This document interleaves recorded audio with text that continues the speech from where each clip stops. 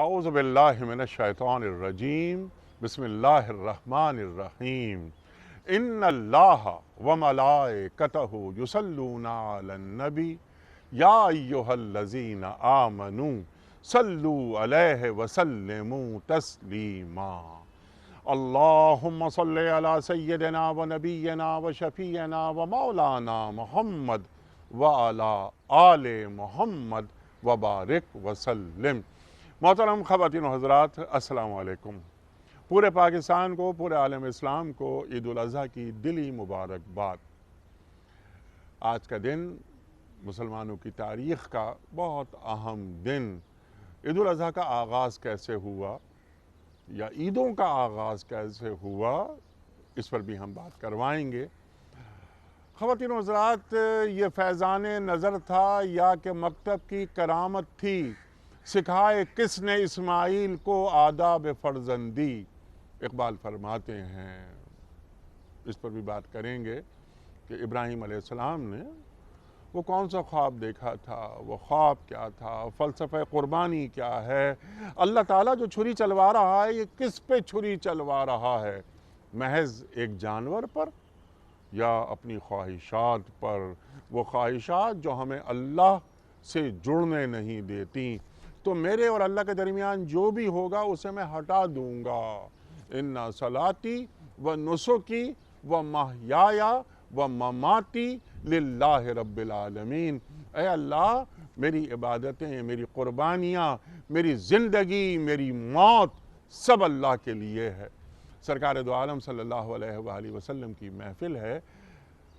سوال آیا کہ ما ہاذہ اضاحی یا رسول اللہ صلی اللہ علیہ وآلہ وسلم، یہ قربانی جو ہم کرتے ہیں یہ کیا ہے؟ اللہ کے رسول فرماتے ہیں صلی اللہ علیہ وآلہ وسلم کہ سنت ابیکم ابراہیم علیہ السلام، یہ تمہارے باپ ابراہیم علیہ السلام کی سنت ہے۔ خواتین و حضرات، جید علماء تشریف فرما ہیں، ان سے سیکھیں گے کہ فلسفہ قربانی کیا ہے، یہ دن ہمیں کیسے منانا چاہیے۔ چند بڑے کام اور وَلِتُكَبِّرُوا اللَّهَ عَلَى مَا هَدَاكُمْ، اس پر بھی بات کروائیں گے، لیکن اس سے قبل لَن يَنَالَ اللَّهَ لُحُومُهَا وَلَا دِمَاؤُهَا وَلَكِنْ يَنَالُهُ التَّقْوَىٰ مِنْكُمْ پر بھی بات کروائیں گے محترم شیخ شجاع الدین صاحب سے۔ ممتاز عالم دین، کون آپ سے واقف نہیں، شاگرد خاص محترم ڈاکٹر اسرار احمد صاحب رحمۃ اللہ علیہ تشریف فرما ہے۔ محترم ڈاکٹر محسن نقوی صاحب، ایک اور جانا مانا نام ہمارے ملک کا، سابق ممبر اسلامی نظریاتی کونسل تشریف فرما ہے۔ مفتی ارشاد احمد اعجاز صاحب، محبوب اور مقبول نام ہمارے ملک کا، قیام صبح کا لازمی جز، ہمیشہ ہم مفتی صاحب سے سیکھتے ہیں۔ اور خواتین و حضرات، ہماری خوش بختی کہ تشریف فرما ہیں اس پروگرام میں خصوصی طور پر قاری محمد اکبر مالکی صاحب۔ خواتین و حضرات، یہ قاری محمد اکبر مالکی صاحب بین الاقوامی شہرت یافتہ قاری، ہمارے ساتھ رمضان ٹرانسمیشنز وغیرہ میں کئی سال ہوئے رہے ہمارے ساتھ۔ جو لہن اللہ تعالیٰ نے آپ کو عطا کیا ہے وہ آپ ہی کا خاصہ۔ محترم اکبر مالکی صاحب، آپ کو خوش آمدید کہتے ہوئے میں گزارش کروں گا کہ سورہ حج کی آیت نمبر 37 کی تلاوت سے آج کے پروگرام کا آغاز فرمائیے۔ اعوذ باللہ من الشیطان الرجیم،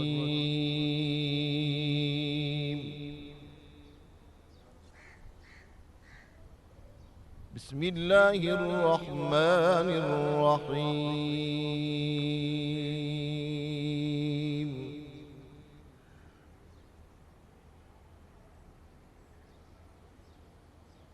لن ينال الله لحومها ولا دماؤها۔ سبحان اللہ، سبحان اللہ، سبحان اللہ، سبحان اللہ۔ لن ينال الله لحومها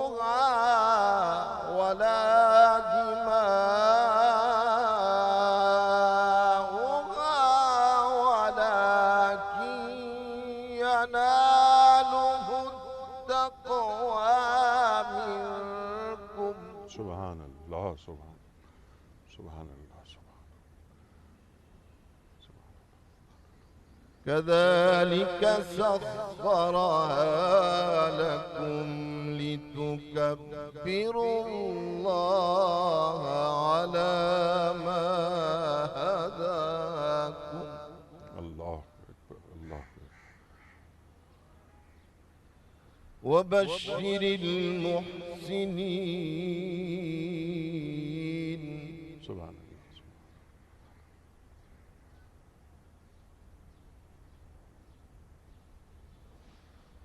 لن ينال الله لحومها ولا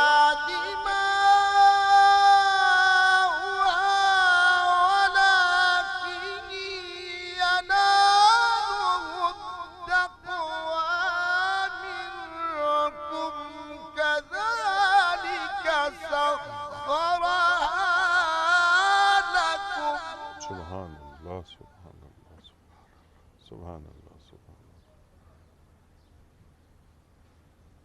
كذلك سخرها لكم لتكبروا الله على ما هداكم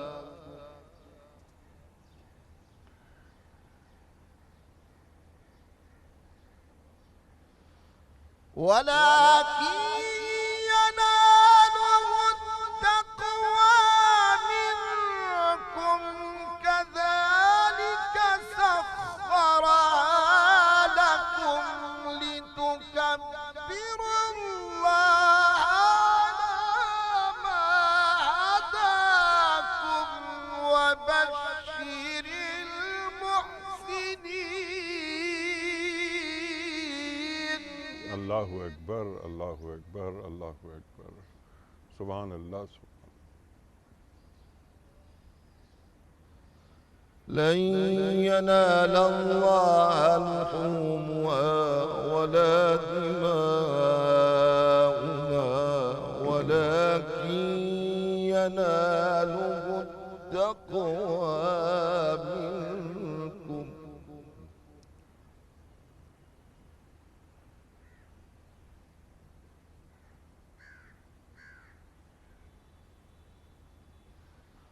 ولكن يناله التقوى منكم كذلك سخرها لكم لتكبروا الله على ما هداكم وبشر المحسنين ماشاء اللہ ماشاء اللہ كذلك سخرها لكم لتكبروا الله على ما هداكم وبشر المحسنين صدق الله العظيم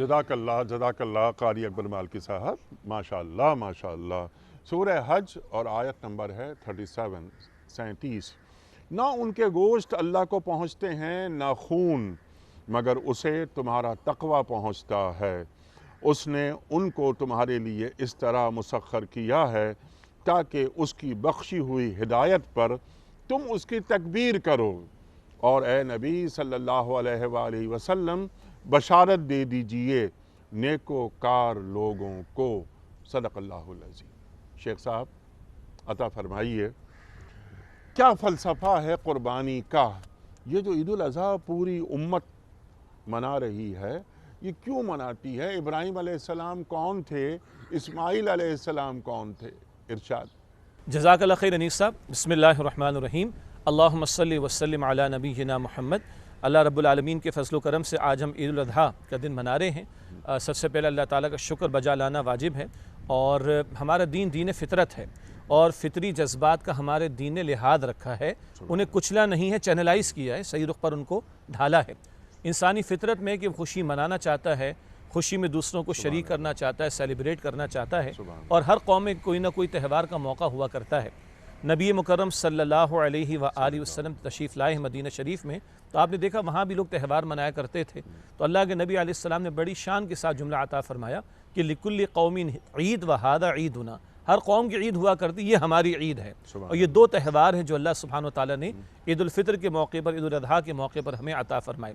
مقصدیت کو دیکھیے، وہاں ماہ رمضان میں روزے کی عظیم عبادت کی تکمیل ہوتی ہے تو عید الفطر ہمیں عطا کر دی گئی، یہاں حج کی عظیم عبادت پائے تکمیل کو پہنچ رہی ہوتی ہے، عید الاضحیٰ عطا کی جا رہی ہے۔ اسی طرح ایک اور انداز سے دیکھیے، اللہ تعالیٰ کا حق بھی ادا ہو رہا ہوتا ہے، بندوں کا حق بھی ادا ہو رہا ہوتا ہے۔ دونوں عیدوں کے موقع پر اللہ کی تکبیرات ہیں، اللہ اکبر، لا الہ الا اللہ واللہ اکبر وللہ الحمد۔ البتہ وہ تکبیر رب پر مزید کلام بعد میں بھی کر لیں گے انشاءاللہ تعالیٰ، کیا صرف اللہ اکبر کہہ دینا کافی ہے، یہ تکبیر رب کے کچھ تقاضے بھی ہیں انفرادی اور اجتماعی سطح پر۔ خیر، دن کے آغاز میں بندہ غسل کرتا ہے، عمدہ کپڑا پہنتا ہے، اور اول وقت میں عیدگاہ میں لوگ جمع ہوتے ہیں، تکبیرات کہنے کا اہتمام ہوتا ہے، 2 رکعت نماز عید ادا کی جاتی ہے۔ گویا ہم خوشی میں بھی اپنے رب کو بھولتے نہیں ہیں، ہماری خوشی بھی اب ہمارے رب کے حکم کے تابع ہوا کرتی ہے۔ سبحان اللہ۔ پھر جہاں اللہ کا حق ادا ہو رہا ہے وہاں بندوں کے حقوق بھی ادا ہو رہے ہیں۔ عید الفطر کے موقع پر دیکھیے وہاں صدقہ فطر کی تعلیم دے دی گئی تاکہ مخلوق خدا میں سے جو محتاج ہیں، مالی طور پر کمزور ہیں، انہیں بھی عید کی خوشی منانے کا موقع میسر آ سکے۔ پھر وہ جو صدقہ فطر کا معاملہ ہے وہ نماز عید سے پہلے ہے، یہی وجہ ہے کہ عام طور پر ہمارے یہاں نماز عید الفطر ہے وہ تھوڑا تاخیر سے ادا کی جاتی ہے تاکہ لوگ اس سے پہلے صدقہ فطر ادا کر لیں۔ جبکہ عید الاضحیٰ کے موقع پر کیا ہے، اول وقت میں ہی طلوع آفتاب کے بعد اول وقت میں عید الاضحیٰ ادا کی جاتی ہے تاکہ 2 رکعت نماز بھی ادا ہو، جلد قربانی بھی پیش کی جائے، اور اس قربانی کے گوشت سے خود بھی استفادہ کر لو، اپنے دوست احباب کو بھی پہنچاؤ، اور مخلوق خدا میں سے جو غریب ہیں، محتاج ہیں، مالی طور پر کمزور ہیں، ان کو بھی پہنچانے کی کوشش کرو۔ تو حقوق اللہ بھی ادا ہو رہے ہیں اور حقوق العباد کی ادا کرنے کا بھی اہتمام کیا جا رہا ہے۔ یہ وہ مقصدیت ہے جو اللہ تعالیٰ نے ان دونوں تہواروں میں ہمیں عطا فرمائی، تو ہماری خوشی بھی بامقصد ہوا کرتی ہے، اس دین نے ہمیں یہ تعلیم عطا فرمائی۔ رہا یہ معاملہ کہ قربانی کیا ہے، انشاءاللہ ہمارے حضرات علماء کرام بھی مزید کلام فرمائیں گے۔ قربانی کیا ہے؟ اپنے آپ کو اللہ کے حوالے کر دینے کا نام، جیسے کہ آپ نے ایک آیت کریمہ کا حصہ پیش کیا سورہ انعام کی آیت نمبر 162 میں کہ ان صلاتی و نسکی و محیایا و مماتی للہ رب العالمین، بے شک میری نماز، میری قربانی، میرا جینا، میرا مرنا سب کچھ اللہ تعالیٰ کے لیے جو تمام جہان والوں کا رب ہے۔ 100 برس کے بوڑھے ہیں کم و بیش ابراہیم علیہ السلام، اور ایک بیٹا جو برسوں کی دعاؤں کے بعد عطا ہوا ہے، اور وہ 12-13 برس کا کم و بیش ہونے کو آیا اور ابھی چلنے پھرنے کے قابل ہے، ظاہری اعتبار سے بڑھاپے کا واحد سہارا، اور اللہ رب العالمین فرماتے ابراہیم ذبح کر دو اسے، اور پیغمبر کا خواب وہیں پر مبنی ہوا کرتا ہے، اور اللہ تعالیٰ نے یہ امتحان لیا۔ سیدنا ابراہیم علیہ السلام کی زندگی امتحانات سے بھری ہوئی ہے۔ آپ نے سوال کیا تھا کون ہے ابراہیم علیہ السلام؟ خلیل اللہ بھی ہیں، اللہ کے رسول بھی ہیں، اور امام الناس بھی ہیں۔ اللہ نے دنیا کے انسانوں کی امامت عطا کی ہے، مگر انی جائلو کا للناس اماما، البتہ اس سے پہلے کیا ہے؟ وَإِذِ ابْتَلَىٰ إِبْرَاهِيمَ رَبُّهُ بِكَلِمَاتٍ فَأَتَمَّهُنَّ، یاد کرو جب ابراہیم علیہ السلام کے رب نے بعض باتوں میں ان کو آزمایا، پس وہ ان باتوں میں امتحانات میں پورا اترے۔ امتحان لینے والا رب کہہ رہا ہے کہ وہ امتحانات میں پورے اترے، تب اللہ فرماتے ہیں کہ انسانیت کی امامت دینے والا ہوں۔ اور پھر کیا ہے؟ عقل ایک طرف ہے، یعنی آج ہم لوگ کہتے ہیں لاجیکل بات کرے، از اٹ لاجیکل کہ باپ اپنے بیٹے کو اپنے ہاتھ سے ذبح کرے؟ اور وہ باپ کی جو 100 برس کا بوڑھا ہے کم و بیش اور 12-13 برس کا اکلوتا بیٹا اپنے ہاتھ سے ذبح کرے، لوگ کہتے ہیں ایتھکس کی بات ہونی چاہیے آپ کی اجازت سے، از اٹ ایتھیکل کہ ایک باپ اپنے بیٹے کو اپنے ہاتھ سے ذبح کرے؟ اور شیخ صاحب آپ کی اجازت جی یا ابت افعل ما تؤمر، جی تو یہ بیٹا ابا جان کر گزریے جو آپ نے خواب میں دیکھا اور جو آپ کو حکم دیا گیا، جو حکم دیا گیا، تو کیا باپ ہے اور کیا بیٹا ہے کہ باپ ذبح کرنے کو تیار، بیٹا ذبح ہونے کو تیار؟ کتنے آرام سے واقع میں نے بیان کر دیا، اللہ کتنے آرام سے ہم نے سن لیا۔ ذرا ایک باپ کی سطح پر جا کر کوئی سوچے اور ایک بیٹے کی سطح پر جا کر کوئی سوچے، گویا کہ اللہ کا حکم اوپر ہے، میری لاجک بھی نیچے، میری ایتھیکل ویلیوز بھی نیچے، میری عقل نیچے، میرے رب کا حکم اوپر رہے گا۔ تو قربانی اپنے آپ کو رب کے سپرد کر دینے کا نام، اور اپنی محبوب ترین شے اس کی راہ میں پیش کر دینے کے لیے تیار ہو جانے کا نام۔ سبحان اللہ، سبحان اللہ۔ اسی بات کو ذرا آگے بڑھاتے ہیں۔ ابراہیم علیہ السلام آپ کی قربانیاں، اسماعیل علیہ السلام، اللہ اکبر اللہ اکبر۔ میں پھر شعر پڑھ لیتا ہوں اقبال کا تاکہ بات تازہ ہو جائے۔ یہ فیضان نظر تھا یا کہ مکتب کی کرامت تھی؟ سکھائے کس نے اسماعیل کو آداب فرزندی؟ جو شیخ صاحب بات فرما رہے تھے لاجیکل ریشنل اس میں نکلتا ہے یا نہیں نکلتا، اللہ تعالیٰ کا حکم آ گیا۔ اللہ اکبر۔ ارشاد فرمائیے کیا ہے یہ فلسفہ اور ہمیں کیا پیغام مل رہا ہے؟ بسم اللہ الرحمن الرحیم۔ شیخ صاحب نے بڑی بنیادی گفتگو عطا فرمائی۔ ہمارا خیال ہے اس کو ہم پہلے ایک دوسرے پہلو سے ناظرین کے لیے کریں۔ حضرت ابراہیم علیہ السلام نے اور حضرت اسماعیل علیہ السلام کا جو واقعہ ہے، اس سے پہلے کی بھی ایک تاریخ ہے جسے کہنا چاہیے کہ ہیومن سیکریفائس کہتے ہیں، جو مختلف مذاہب میں اور مختلف تہذیبوں میں رہی۔ اچھا، اس کا جو 2-3 اس کے موقع تھے اور مقاصد تھے جس کے لیے وہ انسانوں کو ذبح کیا جاتا تھا، وہ کیا جاتا۔ اس کے لیے عبرانی میں لفظ ذبح کا ہی ہے کہ جو عربی زبان میں بھی آیا۔ کہیں دیوتاؤں کو خوش کرنے کے لیے، کہیں ان کا غصہ ہے اس کو ٹھنڈا کرنے کے لیے، کہیں اچھی زراعت کے لیے، کہیں اور اس قسم کی چیزوں کے لیے انسانوں کی قربانی جو ہے وہ دی جاتی تھی۔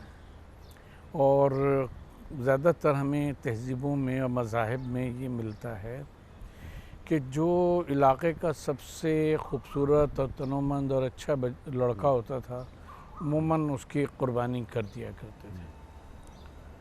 تو اب اس مختصر سی بات کے بعد ہم ایک جملہ کہیں گے جو کئی پروگرامز کا متقاضی ہے کہ انبیاء جس دور میں بھی جتنے انبیاء آئے، انہوں نے فکر انسانی کو اور تہذیب انسانی کو آگے بڑھایا۔ اس کو بہت سے پہلوؤں کو انہوں نے نئے انداز سے اور نئی چیزوں سے آشنا کیا تاکہ انسان کی جو کا پوٹینشیل ہے وہ ایمان لانے کے بعد وہ چیز جو ہے وہ بہتر ہو اور انسانی تہذیب آگے چلے۔ ٹھیک ہے۔ اب حضرت اسماعیل علیہ السلام کی جس طرح خواب دیکھا اور قربانی کے لیے سب تیار ہو گئے، وہ سب ہو گیا، تو ہر چیز کے 2 پہلو ہوتے ہیں۔ ایک تو دیکھنے والوں کا پہلو ہے، ایک کرنے والے کا پہلو ہے۔ جی جی۔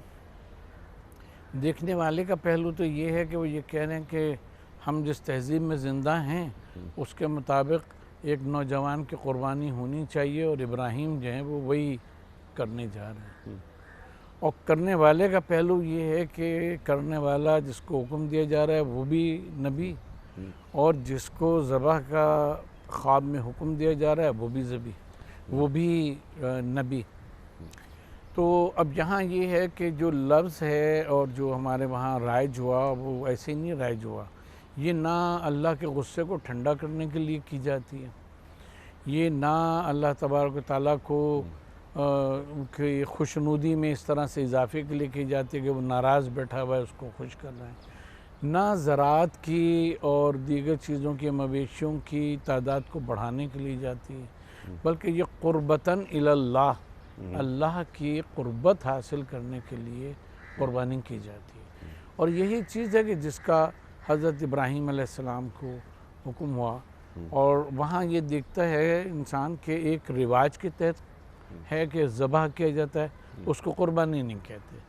جو تہذیبوں میں رہا تو اس کے لیے لفظ ذبح ہی آیا ہے، سریانی زبان میں بھی اور ہیبری عربک میں بھی، اور یہاں تک کہ گریک لینگویج میں بھی جو لفظ ہے تو وہ ذبح کا ہی معنی ہے، یعنی کاٹنا، سلاٹر کرنا۔ لیکن یہاں یہ کام اللہ تبارک و تعالیٰ کے لیے اور اس کی قربت کے لیے کیا جا رہا ہے۔ تو یہ قربتاً الی اللہ کا جو مفہوم ہے، اس نے انسانی تہذیب کو آپ دیکھیں، ہر عبادت سے پہلے ہم یہ کہتے ہیں کہ قربتاً الی اللہ، نماز پڑھتے ہیں قربتاً الی اللہ، روزہ رکھتے ہیں قربتاً الی اللہ، اور یہ جو قربانی ہے اس کے لیے بھی ہم سب کہتے ہیں قربتاً الی اللہ۔ تو ایک یہ تہذیب کو بالکل بدلنے والا واقعہ تھا کہ جو حضرت ابراہیم علیہ السلام کے ذریعے سے حضرت اسماعیل کے حوالے سے یہ پیش آیا کہ جس نے جو ایک رواج تھا اور ایک رسم چلی آ رہی تھی اس کو آپ تبدیل کر دیا۔ اسی طرح سے دیکھیں کہ حضرت اسماعیل علیہ السلام کو آپ کے جو سوال تھا جس کا شیخ صاحب نے جواب بھی دیا ایک حد تک، ظاہر ہے کہ مزید گفتگو ہوگی اس پہ، کہ ایک وادی غیر ذی زرع میں ایک ابراہیم جیسا باپ اپنے بیٹے کو لے کر اور جا کے چھوڑ کر آئے، اور اس کی ماں کو عقل انسانی جو ہے جیسا فرما رہے تھے کہ عقل، لاجک، فلسفہ ساری چیزیں جو ہیں وہ پیچھے رہ جاتی ہیں۔ حکم الہی آ گیا تو اب آپ پابند ہیں اس حکم الہی پہ عمل کرنے کے، چاہے وہ ابراہیم ہو یا سیدنا نبینا محمد صلی اللہ علیہ وآلہ وسلم یا ان کا کوئی امتی ہو۔ اس میں عقل لڑانا، یہ کرنا، آدمی کہے گا یہ تو اخلاقی طور پہ درست نہیں کہ اتنا بچہ چھوٹا اور اس کو یوں جا کے چھوڑائیں۔ لیکن اس کا دوسرا پہلو بھی تو ہے کہ اللہ کے حکم کا امتثال اور پھر توکل علی اللہ کہ اس نے کہا ہے تو وہی باقی رکھنے والا بھی ہے، وہی غذا دینے والا بھی ہے، وہ ہر چیز کا انتظام جو ہے وہ کر دے گا۔ تو اس طرح سے انبیاء کرام علیہ السلام نے تہذیب انسانی اور فکر انسانی کو آگے بڑھایا ہے اور آگے لے کر گئے ہیں۔ اور آپ دیکھیں کہ حضرت ابراہیم علیہ السلام نے دعا مانگی ہے کہ یہ جگہ جو ہے اس میں امن، بلد امین اس کو بنا، اس کے باسیوں کو رزق عطا فرما، یہ کر وہ کر، اور وہ ساری چیزیں جو ہیں اللہ تبارک و تعالیٰ نے وہاں پوری کی۔ وہ جو وادی غیر ذی زرع تھا وہ کس طرح سے آباد ہوگی کہ اب کروڑوں لوگ جاتے بھی ہیں اور وہ سب کرتے ہیں۔ تو یہ تحریک جو تہذیب کا پہیہ ہے، وہ جو لوگ آگے بڑھاتے ہیں، ہم انبیاء کے ایک پہلو اس پہلو کو کہ انہوں نے پیغام الہی پہنچایا، یہ کیا وہ کیا، اس کو عموماً بیان کرتے ہیں۔ جو تہذیب میں انہوں نے تبدیلی کی اور تہذیب کو آگے بڑھانے کا جو ایک کام کیا، اس کا عموماً ذکر جو ہے وہ نہیں ہوتا۔ یہ جو ہے ہمارے آج کی عید الاضحیٰ کے موقع کے اوپر قربانی، تو اس میں یہ ایک چیز ہے کہ ہم اللہ تبارک و تعالیٰ کے سامنے، جیسا کہ آیہ مبارکہ اس میں تلاوت کی گئی، کہ نہ اس کو گوشت پہنچتا ہے جس کے اوپر ہم آپس میں کمپٹیشن کرتے ہیں کہ ہم وہ جانور لیں گے جس کا گوشت زیادہ ہوگا، تقوی کو اس میں سے مائنس کر دیتے ہیں۔ ایسا وہ لیں گے کہ جس میں وہ خوب خون بہائیں، ہم نے اتنے جانور کر دیے، لیکن تقوی اس میں سے بیشتر جو ہیں اللہ ماشاء اللہ وہ اس میں مائنس کر دیتے ہیں۔ تو فکر انسانی میں یہ بات پیدا کرنا کہ تم اِنَّ لِلَّهِ وَإِنَّ إِلَيْهِ راجعون، تمہارا ہر فعل اس دنیا میں رہتے ہوئے بھی اللہ کے لیے ہونا چاہیے تاکہ وہ آخرت میں بھی اللہ تبارک و تعالیٰ کے لیے ہی بنے۔ ٹھیک، وہ زندگی کا ہر لمحہ اللہ تعالیٰ سے جڑا ہوا ہونا چاہیے اور اس کو ایک تہذیب میں ڈھل جانا چاہیے۔ فلسفہ قربانی کیوں ہے؟ ما ہذہ اضاحی یا رسول اللہ صلی اللہ علیہ وآلہ وسلم۔ میں ذرا یہاں سے شروع کروانا چاہ رہا ہوں آپ سے، سنت ابیکم ابراہیم سے، اور پھر یہ کہ جو تقوی کی بات فرمائی، جو آج 37 آیت سورہ حج کی، لن ینال اللہ لحومہا ولا دماؤہا، تو یہ تقوی حاصل ہوتا ہے، نہ گوشت پہنچتا ہے نہ خون پہنچتا ہے۔ تقوی کا حصول کیا معنی ہے اس کے؟ تقوی ہمیں کیسے حاصل ہوتا ہے؟ بسم اللہ الرحمن الرحیم، نحمد و نصلی علی رسول الکریم، اما بعد۔ انیق صاحب، عید کے موقع پر سارے جتنے بھی سامعین ہیں اور ناظرین ہیں جی، اور جتنے بھی ہم یہاں پہ موجود ہیں، سب کو عید مبارک، عید الاضحیٰ۔ دیکھیے، اللہ سبحانہ و تعالیٰ نے، جیسے ہمارے بزرگوں نے یہ بات عطا فرمائی، اللہ سبحانہ و تعالیٰ نے انبیاء کے ذریعے اس دنیا کی تخلیق کا مقصد یعنی عبدیت، اور دوسری اہم ترین چیز کہ جب ایک انسان کو کسی کے ساتھ اپنی محبت اور تعلق کا اظہار کرنا ہوتا ہے تو وہ کیسے کرے، یعنی طریقہ اور اظہار عبدیت کے جو طریقے ہیں وہ تک تعلیم کیے۔ چنانچہ صحابہ کرام میں سے ایک روایت میں آتا ہے کہ کسی نے ان سے، صحابہ کرام سے پوچھا کہ تمہارے نبی تمہیں ہر چھوٹی موٹی چیز بھی سکھاتے ہیں؟ جی، تو انہوں نے کہا ہاں۔ انہوں نے تو ہمیں یہ تک سکھایا استنجا کیسے ہوتا ہے۔ جی ہاں، خلاصہ اس کا یہ ہے، اس سے معلوم یہ ہوا کہ انسان، جیسے کہ ہم بعض دوسرے مذاہب میں دیکھتے ہیں کہ ایک انسان ہے، اگر وہ ایک طرح کی روحانیت حاصل کرنا چاہتا ہے، جس کو ہم اسپریچولیزم کہہ لیں، جو بھی کہہ لیں، تو وہ بعض ایسے کام بھی کر رہا ہوتا ہے کہ وہ تجرد کی زندگی بسر کر رہا ہے، تکلیف اٹھا رہا ہے، ریاضتیں کر رہا ہے۔ تو اللہ سبحانہ و تعالیٰ کا ایک دوسرا انعام انبیاء کے ذریعے یہ ہوا کہ انہوں نے لوگوں کو یہ سکھایا کہ اگر تم اپنے رب تک جانا چاہتے ہو، اس کی ابدیت کا اظہار کرنا چاہتے ہو، تو طریقہ عبادت کیسا ہونا چاہیے۔ یہ نہیں ہے کہ تم مٹی میں اپنے آپ کو لوٹا لو، تجرد کی زندگی بسر کر لو، کہیں تنہا جا کر رہنے لگو، ڈھول بجاؤ، جسم کو مٹی میں اٹا دو، تو ایسی چیزیں نہیں۔ تو ایک دوسرا کام اللہ کے نبی صلی اللہ علیہ وسلم اور اللہ تعالیٰ نے انبیاء کے ذریعے کیا کہ طریقہ عبادت بھی تعلیم فرمایا۔ اور تیسری چیز جو کہ جیسے کہ ڈاکٹر صاحب نے بھی بات فرمائی اور شجاع بھائی نے بھی، کہ اللہ سبحانہ و تعالیٰ نے ایک بات کا پیغام جو کہ تمام ادیان کے ذریعے دیا گیا، اور وہ یہ دیا گیا کہ اس دنیا کو اللہ تعالیٰ نے بندگی کے جانچنے کے لیے بنایا ہے، جس کو ہم دارالامتحان کہہ لیں۔ یہاں پر سب کچھ نہیں ملے گا، اور یہاں پر اللہ تعالیٰ مختلف طریقوں سے آزمائیں گے۔ پورے قرآن کریم میں جا بجا اس مضمون کو مختلف الفاظ میں بیان کیا گیا ہے۔ کہیں پر یہ کہا گیا کہ لوگ سمجھتے ہیں ایمان لانے کے بعد کہ ان کو ایسے ہی چھوڑ دیا جائے گا، ان کی آزمائش نہیں ہوگی، کہیں پہ کچھ فرمایا، کہیں پہ کچھ فرمایا۔ اس سے معلوم یہ ہوتا ہے کہ اس دنیا کو اللہ سبحانہ و تعالیٰ نے دارالامتحان بنایا۔ خود حضرت ابراہیم علیہ السلام کی جس قسم کی آزمائش اللہ تعالیٰ نے کی، اور جیسے شجاع بھائی نے ارشاد فرمایا کہ اللہ تعالیٰ نے خود سرٹیفائی کیا کہ اتمہن، کہیں پر آگ میں ڈالا جا رہا ہے تو کہیں بڑھاپے میں اولاد کی قربانی مانگی جا رہی ہے، جس کو ہم سوچتے بھی ہیں ایک لمحے کو، تو انسان سوچتا ہے کہ شاید ہی کوئی دنیا میں اس طرح کی بڑی تکالیف اور مشکلات والے امتحان کو کامیابی سے پاس کر سکے۔ تو ان چیزوں کے ذریعے اللہ سبحانہ و تعالیٰ نے کہ بندگی، اس کائنات کی تخلیق کا مقصد بندگی ہے، بندگی کے اظہار کے لیے کیا کرنا ہے۔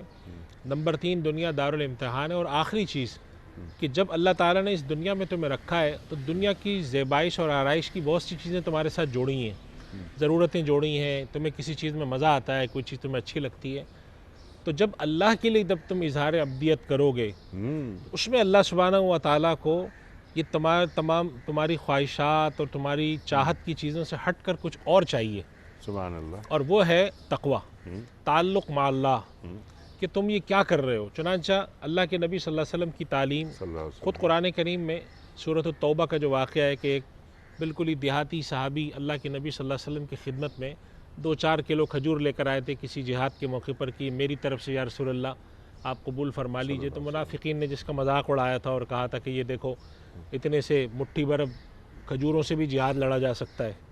تو اللہ سبحانہ و تعالیٰ نے اس چیز کو قرآن کریم میں ذکر فرمایا، تا قیامت پڑھی جائیں گی وہ آیات، جس میں اللہ تعالیٰ نے اس بات کا اظہار فرمایا کہ یہ غریبوں کی دن بھر کی کمائی کا مذاق اڑاتے ہیں، اللہ قیامت میں ان کو رسوا کرے گا۔ وجہ کیا ہے؟ مفسرین لکھتے ہیں کہ یہ در حقیقت وہ شخص جو اللہ کی خدمت میں، اللہ کے نبی کے دربار میں دن بھر کی مزدوری لے کر آ رہا تھا، جو شاید 2-4 کلو سے زیادہ نہ ہو، لیکن اصل جو عبدیت اور بندگی کا تقاضا تھا وہ اس میں تام درجے میں تھا، اس کا مذاق اڑانا اللہ کو پسند نہیں آیا۔ سبحان اللہ۔ تو وہ چیز ہمیں جگہ جگہ ملتی ہے۔ اللہ کے نبی صلی اللہ علیہ وسلم سے صحابہ جب دریافت کرتے ہیں، قرآن کریم کی آیت جو تلاوت کی گئی اس میں یہ سکھایا گیا کہ دیکھو جب قربانی ہوتی ہے تو تمہاری رغبت کی چیزیں، اس میں گوشت ہے، کھال ہے، اور 4 چیزیں اور بھی ہیں، لیکن یہ یاد رکھو کہ جب تم اللہ کی بارگاہ میں پیش کرو گے تو وہ یہ چیزیں نہیں دیکھتا، اس لیے کہ اس تک یہ چیزیں نہ اس کو حاجت ہے نہ ضرورت ہے۔ ایک اور حدیث شریف میں آتا ہے، اللہ کے نبی صلی اللہ علیہ وسلم فرماتے ہیں جب جانور کے گلے پہ چھری پھیری جاتی ہے اور اس کے گلے سے خون بہتا ہے تو اس کی گردن سے خون بہہ کے زمین پہ گرنے سے پہلے اللہ کے یہاں اس کا ایک درجہ متعین ہو جاتا ہے۔ حالانکہ آپ دیکھیں جانور لیٹا ہوتا ہے تو زمین پہ ہی لیٹا ہوتا ہے، تو چھری پھیرنے سے گردن سے خون نکل کے گردن پہ گرنے تک شاید سیکنڈ بھی نہ لگتا ہو، لیکن اللہ کے نبی فرماتے ہیں جب چھری پھیری اور گلے سے خون بہا تو زمین پہ گرنے سے پہلے اللہ کے ہاں اس کا ایک درجہ متعین ہو گیا، مقبول ہے یا مردود ہے، یا آدھا مقبول ہے اور آدھا مردود ہے۔ تو اس سے ہمیں سبق یہ ملتا ہے کہ بندگی جو ہمیں کرنی ہے اس کے اندر بندگی کا جو اصل مقصود ہے اللہ سے تعلق، وہ اگر اس میں نمایاں نہیں ہے تو بڑی سے بڑی عبادت بھی رائگاں ہو سکتی ہے، اور اگر وہ نمایاں ہو تو ایک چھوٹی سی چیز بھی اللہ کے ہاں بڑی قبول ہو سکتی ہے۔ اور اللہ کے نبی صلی اللہ علیہ وسلم کی سیرت، صحابہ اکرام رضوان اللہ علیہ میں ان کے طریقے، اللہ کے دیگر انبیاء سے آج تک جتنی بھی تعلیم ہے اس میں یہی سکھایا گیا کہ ابدیت کے اظہار کے لیے، بندگی کے اظہار کے جو اللہ نے طریقے مقرر کیے ہیں، چاہے اس میں نماز ہو، چاہے اس میں روزہ ہو، چاہے اس میں زکوٰۃ ہو، حج ہو، قربانی ہو، اس کے اندر اصل مقصود خدا سے تعلق اور اس کی رضا کا حصول ہونا چاہیے۔ اس کے ساتھ جو ظاہری چیزیں جڑی ہیں، کہیں پر تمہیں مالی منفعت ملتی ہیں، کہیں پر تمہاری معاشرے میں تکریم ہوتی ہے، ایک آدمی جا کر زکوٰۃ تقسیم کرتا ہے، اللہ کی راہ میں انفاق کرتا ہے، تو اس کو ظاہری طور پر تکریم ملتی ہے۔ صحابہ کرام میں سے ام المؤمنین عائشہ رضی اللہ عنہا نے سوال بھی پوچھا تھا کہ جب ایک انسان کسی کے ساتھ کرتا ہے تو جواب میں سامنے والا اس کا احسان مند تو ہوتا ہے؟ تو آپ صلی اللہ علیہ وسلم نے فرمایا تھا یہ جو اس کو دنیا میں ہی اس بات کا اجر مل رہا ہوتا ہے، یعنی صحابہ کرام کے دل میں آتا تھا۔ چنانچہ ایک روایت میں آتا ہے کہ ام المؤمنین عائشہ رضی اللہ تعالیٰ عنہا کسی کو صدقہ بھیجتی تھیں، ایک اور صحابی کا آتا ہے بھیجتے تھے تو کہتے تھے جا کر سلام نہیں کہنا ان کو، کیونکہ جب وہ وعلیکم السلام کہیں گے تو گویا کہ ہم نے اپنی اس عبادت کا اجر ان سے متعلق کر لیا۔ بعض بزرگوں کا طریقہ تھا کہ جب کسی کو چیز دیتے تھے تو تاکید کرتے تھے کہ یہ مت کہنا کہ اب ہمارے لیے دعا کیجیے گا، کہتے تھے ہم نے یہ جو چیز دی ہے اللہ کو دی ہے، اس سے جب ہم دعا مانگ لیں گے۔ تو اس کے اندر اصل تعلیم یہ تھی، دعا کوئی دے دیتا ہے، کوئی حرج کی بات نہیں ہے، لیکن اصل تعلیم یہ تھی کہ جو کام تم اللہ کے لیے کر رہے ہو، الا للہ الدین الخالص، سبحان اللہ، وہ جتنا اس تک پہنچتا ہے تو وہ ایک شاید 5 کلو کے 10 کلو کے چھوٹا سا اگر ایک کمزور سا بکرا ہے اس کے ذریعے بھی پہنچ جائے گا، اور جیسا اخبار میں آ رہا ہے کہ 1.5 کروڑ کی گائے بھی لے رہے ہیں، ہو سکتا ہے اس کے ذریعے نہ پہنچے۔ تو ہمارے اللہ کے نبی صلی اللہ علیہ وسلم کی پوری حیات مبارکہ اس بات کی تعلیم ہے کہ الا للہ الدین الخالص کیسے ہو۔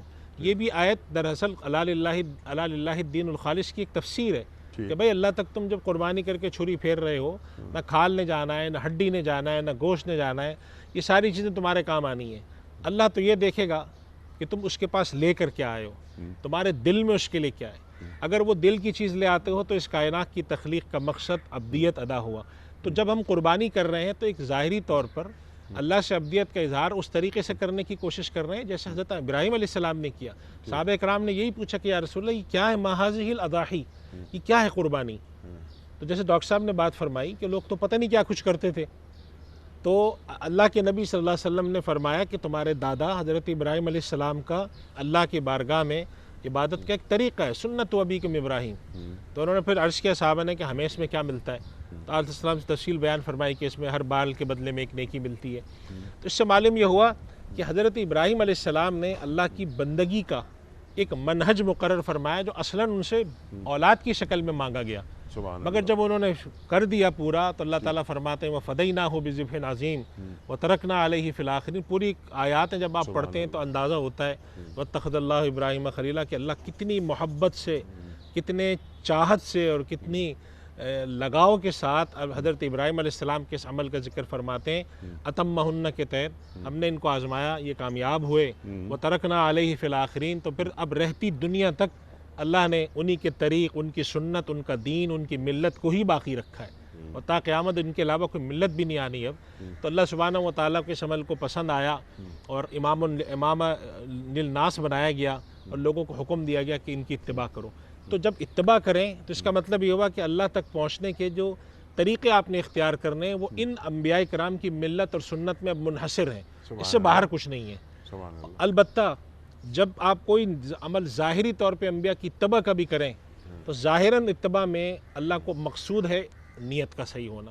ہو سکتا ہے ظاہراً آپ انبیاء کی 100% اتباع کر رہے ہوں اور 100% آپ وہی کام کر رہے ہوں جو نبی نے کیے، حضرت ابراہیم علیہ السلام نے کیے، مگر دل میں کوئی کجی رہ گئی۔ جب دل میں کجی رہ گئی تو پھر وہ جب اللہ کی بارگاہ میں پیش کیا جائے تو اس سے پہلے اللہ کے نبی صلی اللہ علیہ وسلم فرما چکے ہیں کہ یہ متعین ہے۔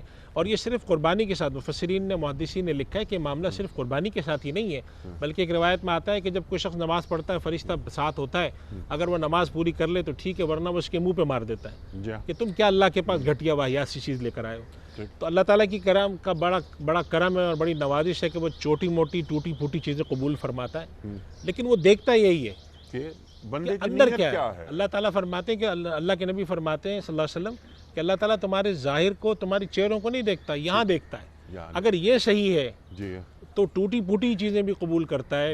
ایک معذور آدمی ہے، وہ چل نہیں سکتا، پھر نہیں سکتا، کھڑا نہیں ہو سکتا اور سجدہ بھی صحیح سے نہیں ہو پا رہا ہوتا، پوری مسجد میں شاید اس کی نماز قبول ہو رہی ہوتی ہے، باقی کسی کی نہیں ہو رہی ہوتی۔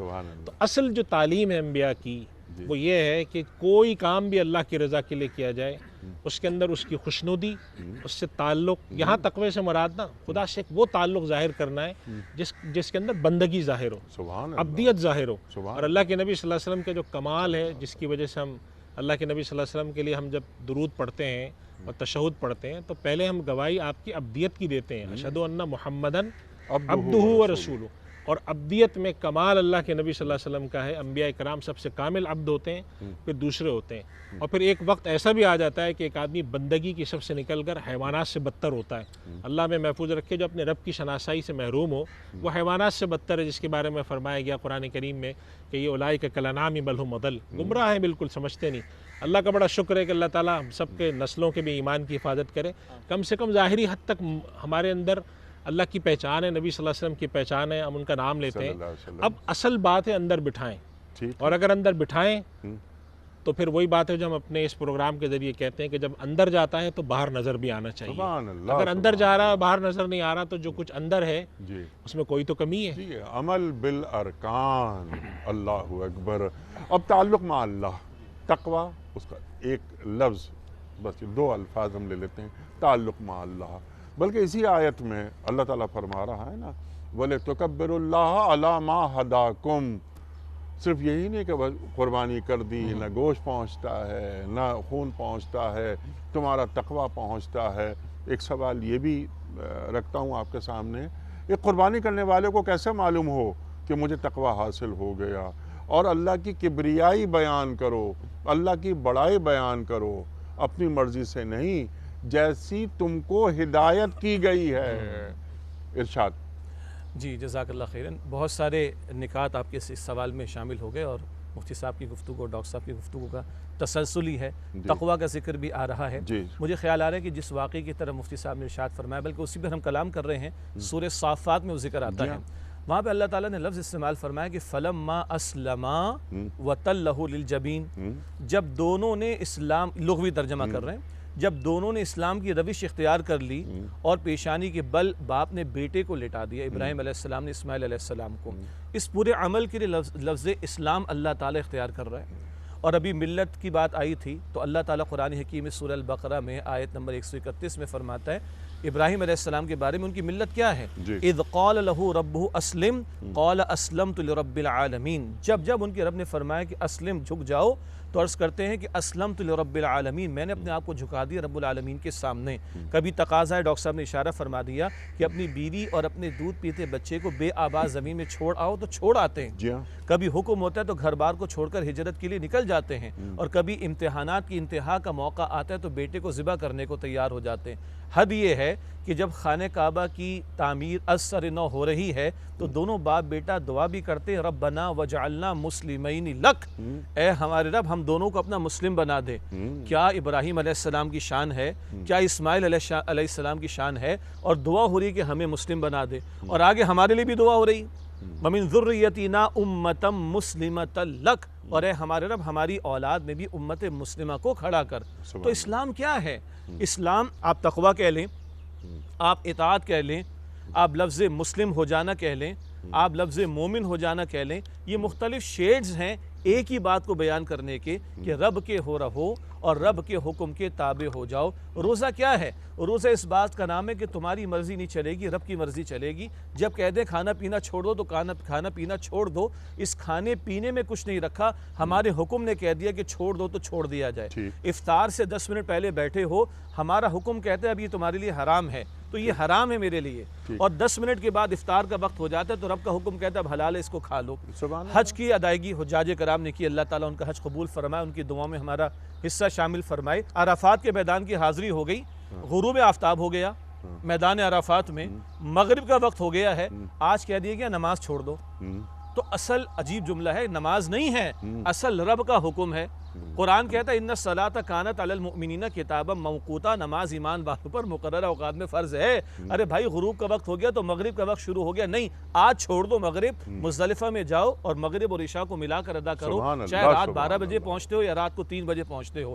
اصل شے کہ اسی طرح یہ ہے، باپ کو اللہ تعالیٰ کہہ رہا ہے کہ بیٹے کے گلے پہ چھری پھیر دو تو چھری پھیر دو۔ اسی طریقے پر ایک فلسفہ چلتا ہے ہمارے آج کل گمراہ کرنے کے لیے، صاحب اس سال میں قربانی نہیں کر رہا، میں نے کولر لگا دیا ٹھنڈے پانی کا، اس سال میں قربانی نہیں کر رہا، میں نے اس سال یتیم خانے میں پیسے دے دیے ہیں، میں اس سال قربانی نہیں کر رہا، لوگوں کو راشن کی ضرورت زیادہ ہے، گوشت کی ضرورت نہیں ہے، تو میں نے فلاں گھرانوں کے اندر 10 گھرانوں میں یہ 50,000 روپے تقسیم کر دیے۔ یہ میری عقل کو نیچے رکھنا پڑے گا۔ جیسے ابھی ذکر آیا کہ وہ اللہ کے مقبول ہو جاتا ہے جانور، قربانی کے جانور کا ہم اس کے گلے پہ چھری پھیری اور قطرہ بہنے سے پہلے، اور حضور فرماتے صلی اللہ علیہ وسلم یوم النحر، قربانی کے دن بندے کا کوئی عمل اللہ تعالیٰ کی نگاہوں میں قربانی کے جانور کے خون کے بہائے جانے سے زیادہ پسندیدہ نہیں ہے۔ سال پورا پڑا ہے، 360 دن موجود ہیں، ارے تم غریبوں کو کھلاؤ، یتیموں کو کھلاؤ، بیواؤں کی کفالت کرو، جو چاہو سو کرو۔ ان ایام میں رب کو جو رب کو پسند ہے عمل، وہ اس کے حضور قربانی کا عمل پیش کیا جانا۔ تو قربانی کا حاصل ہی یہ ہے کہ اپنے آپ کو سرنڈر کر دیا جائے اللہ تعالیٰ کے سامنے۔ قربانی کا حاصل ہی یہی ہے کہ جس حکم کے تحت تم آج اس جانور کے گلے پر چھری پھیر رہے ہو، یہ ایک علامت بھی ہے، گو کہ عبادت کا ایک ظاہر بھی ہے جو انبیاء سکھاتے ہیں، اس کا پروٹوکول مینٹین رکھنا بھی شریعت کا تقاضا ہے، اور عبادت کا ایک باطن بھی ہے اس کی، جس کو ہم روح کہتے ہیں، جس کو ہم تقویٰ کہہ رہے ہیں، کہ آج اس جانور کے گلے پر چھری پھیر دی تو کیا آپ اپنی خواہشات پر چھری پھیرنے کے لیے تیار ہوں کہ نہیں؟ اور یہ چند ہزار یا 1-2 لاکھ کا جانور میرے اختیار میں آ گیا اور اس کی گردن میرے اختیار میں آ گئی، میں نے اس پر چھری پھیر دی، میری اس گردن پر میرے رب کا اختیار ہے، اس کا مالک وہ ہے، کبھی اس کے دین کا تقاضا ہو تو کیا یہ گردن اس کے حکم کے لیے پیش کرنے کو تیار ہوں کہ نہیں؟ یہ وہ جذبہ شہادت بھی ہے جو اس قربانی کے عمل سے پیدا ہونا چاہیے۔ تکبیر کا ذکر آیا، تکبیر صرف اللہ اکبر کہہ دینے کا نام نہیں ہے، یہ کہنا بھی مسنون عمل ہے، یہ کہنا بھی تسبیحات کا حصہ ہے، یہ کہنا بھی اجر و ثواب کا باعث ہے، مگر تکبیر کا اصل تقاضا کیا ہے؟ اللہ کو نہ صرف یہ کہ بڑا مانا جائے بلکہ اس کی بڑائی کے نفاذ کے لیے کوشش کی جائے۔ وَكَبِّرْهُ تَكْبِيرًا وَرَبَّكَ فَكَبِّرْ، وہ 23 برس کی محنت کے نتیجے میں پھر قرآن کہتا ہے جَعَ الْحَقُّ وَزَهَقَ الْبَاطِلُ إِنَّ الْبَاطِلَ كَانَ زَهُوقًا۔ تو یہ قربانی کا عمل مجاہدانہ تربیت بھی کرائے بندہ مومن کو، اور پھر بندہ مومن رب کی تکبیر کے واقعتاً اعلان کے لیے میدان عمل میں کھڑا ہو۔ سبحان اللہ، سبحان اللہ، سبحان اللہ، یہ جانور کی قربانی میں کر رہا ہوں، اے اللہ تیرے دین کی سربلندی کے لیے اگر مجھے اپنی جان بھی دینی پڑی تو میں پیچھے نہیں ہٹوں گا، کیونکہ ان اللہ اشتری من المؤمنین انفسهم واموالهم بأن لهم الجنہ یقاتلون فی سبیل اللہ فیقتلون ویقتلون۔ سبحان اللہ، سبحان اللہ۔ ڈاکٹر صاحب ارشاد فرما دیجئے، بلکہ کنکلوڈ فرما دیجئے کہ آج کا دن ہم غریبوں کو شامل رکھیں، اپنے ساتھ مساکین کو رکھیں، ان کو بھی اپنی خوشیوں میں شریک کریں۔ فلسفہ سامنے آ گیا، ابراہیم علیہ السلام اور اسماعیل علیہ السلام پر گفتگو ہو گئی، چیزیں بالکل سامنے آ گئیں، اب ہم تقوی کا حصول بھی ہو جائے اور غریبوں کی شرکت بھی ہو جائے۔ ارشاد کہ اتنی پیاری اور نکات سے لبریز گفتگو، جی مملو سبحان اللہ، گفتگو کے بعد ہم صرف 2 باتیں عرض کریں۔ ارشاد ارشاد۔ ایک تو یہ کہ جو تقوی کے اوپر دونوں حضرات نے گفتگو کی، اور تو جانتے ہیں آپ حضرات سب اور ناظرین بھی اس بات کو جانیں کہ تقوی کا ایک پہلو ایجابی ہے اور ایک پہلو جو ہے وہ تو جو اس نے حکم دیا ہے کرنے کا وہ بھی تقوی ہے، اور جو نہ کرنے کا حکم دیا ہے وہ بھی تقوی ہے۔ جی ٹھیک ہے، تو مسئلہ یہ ہے کہ قربانی میں بھی جیسا کہ ہم نے پہلے کہا کہ لوگ کچھ دنیاوی فائدوں کے لیے، لوگوں کو فائدہ پہنچانے کے لیے کہ زراعت اچھی ہو جائے، یہ ہو جائے، آج جب ہم یہ کہتے ہیں کہ قربانی نہیں کریں گے، ہم کولر کے لیے پیسے دے دیں گے جیسے مولانا شجاع صاحب نے فرمایا، یا اس کے لیے غریبوں میں بانٹ دیں گے پیسے، وہ کر دیں گے، تو یہ تقوی کے برخلاف ہے، کیونکہ تقوی کے معنی یہ ہیں کہ جس چیز کا حکم دیا کرنے کا وہ کریں، اور جس چیز کے نہ کرنے کا حکم دیا ہے وہ نہیں کریں۔ اور پھر جس مقام پہ جو چیز بتائی ہے یعنی عدل جس کو کہتے ہیں وضع شیء علی محلہ ہی. اب جیسے نماز کا حکم ہے، نماز کا حکم جو ہے وہ تقوی کا جز ہے کہ نماز پڑھیں آپ، لیکن اب یہ نہیں ہے کہ جو 5 وقت اللہ تبارک و تعالیٰ نے مخصوص کر دیے ہیں ان کے علاوہ اگر کوئی نماز پڑھنے کھڑا ہو جائے گا تو وہ تو نماز اس کی نہیں ہوگی. تو قربانی کرنا ہے وہ کیسے کرنا ہے، اس کے آداب کیا ہوں گے، اس کی سنتیں کیا ہیں، واجبات کیا ہیں، وہ ادا کرے گا تبھی وہ قربانی ہوگی اور اللہ سے قربت کا وہ سبب بنے گی. سبحان اللہ. اور اگر ہم اس کو وہ نہیں رکھیں گے اپنے تو پھر یہ ہم کتنے ہی گوشت کاٹا اور اس کے چچڑے جو ہیں اور وہ جو ہیں وہ ہم نے مانگنے جو آ رہے ہیں غریب سائلین ان کو دے دیے، اور ران جو ہے وہ اپنے سمدھیانے بھجوا دی یا سسرال بھجوا دی. تو یہ اللہ اور اس کے رسول کا حکم نہیں ہے. ہم نے چھری پھیری ہے، قربانی نہیں کی ہے جس سے ہمیں اللہ کا قرب حاصل ہو، کیونکہ وہ اسی وقت حاصل ہوگا یا یہ کہ قربانی ہم نے کی ہے لیکن ہمیں تقوی حاصل نہیں ہوا. نہیں، ہمیں تقوی حاصل نہیں تھا تو ہم نے وہ قربانی جو کی. ٹھیک ہے، لیکن اگر ایک قربانی کرنے والا ذہن میں رکھ کر یہ رکھے یہ بات کہ مجھے تقوی حاصل ہو رہا ہے کیونکہ میں نے 1.5 لاکھ کی گائے ذبح کی ہے، تو جس طرح مفتی صاحب فرما رہے تھے نیت، اللہ نیت کو دیکھتا ہے، اس نیت کا تعلق تقوی سے ہے. تو چھری تو چل گئی لیکن تقوی کا حصول نہیں ہوا. بس جملہ تھوڑا سا بدل رہے ہیں. ہم یہ کہہ رہے ہیں کہ تقوی ہوتا ہے تو صحیح قربانی ہوتی ہے، قربانی سے تقوی کا حصول نہیں ہوا کرتا. یعنی ایک تقوی قربانی سے پہلے ہوتا ہے اور جب قربانی تو وہ تو ظاہر ہے کہ قبول ہو گیا تو وہ بڑھ گیا، لیکن یہ کہ اس سے پہلے اگر تقوی نہیں ہے اور ہم خالصتاً للہ نہیں بلکہ کسی اور وجہ سے کر رہے ہیں 1.5 لاکھ کی گائے اور 1 کروڑ کا اچھا، جب کوئی بندہ قربانی کرتا ہے اس کے ذہن میں کبھی یہ بات ہوتی ہے کہ صاحب مجھے تقوی کا حصول نہیں ہے میرے ذہن میں؟ یہی تو ہے نا، یہی تو ہم بات عرض کر رہے ہیں کہ تقوی مضبوط ہوگا تو قربانی جو ہے وہ صحیح. تقوی کا مفہوم جب تک واضح نہیں ہوگا قربانی نہیں ہو سکتی. وہ ایک الگ چیز. لیکن آپ جتنے لوگ آج قربانی کریں گے، کروڑوں افراد اس مملکت میں، ان کے ذہن میں صرف ایک ہی بات کہ یہ تقوی کا حصول ہوگا، اللہ کا حکم ہے. لیکن تقوی کے مفہوم سے کیا ہم واقف ہیں بحیثیت مجموع؟